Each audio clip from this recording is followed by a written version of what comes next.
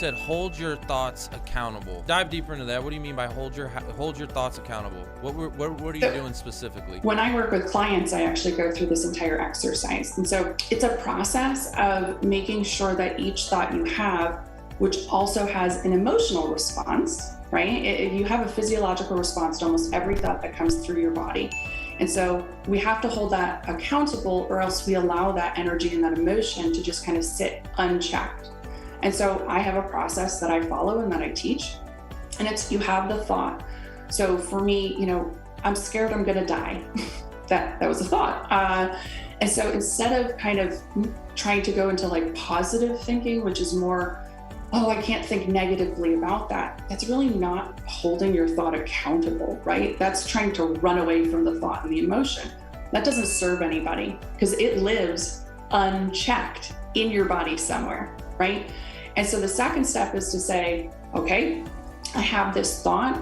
I own that I have the thought. You don't have to like embrace the thought by any means. Just understand you had it. Don't try and shy away from it. And then understand that you have an emotion that's attached to that.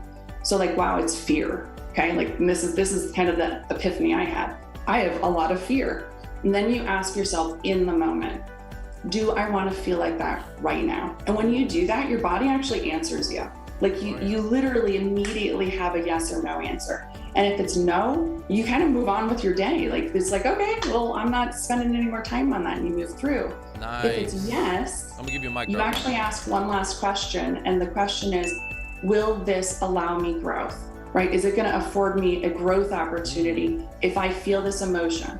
And so if that's a yes, then all we do is we check back in, whether it's like an hour later, maybe it's the next morning, and we ask it again until it disappears.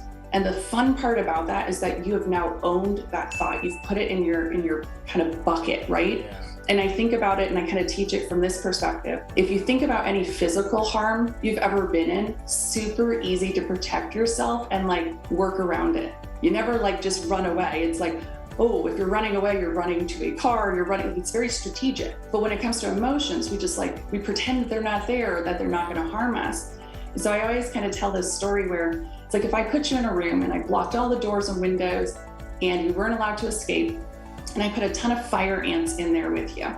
It's like, how are you gonna fare? It's like, you're gonna get bit up, you're gonna be stung. And so now it's, okay, I put you in the same room, same situation, but I put like a glass dome over those fire ants. They can't get out, but you can see them. How are you gonna fare? You're not gonna get bit, you're gonna be fine because they're contained. So when I think about thoughts, I think about them being still there. We're not running away from them. We're just putting them where they need to be. We're holding them accountable so we can go about our day and we can continue to progress and grow.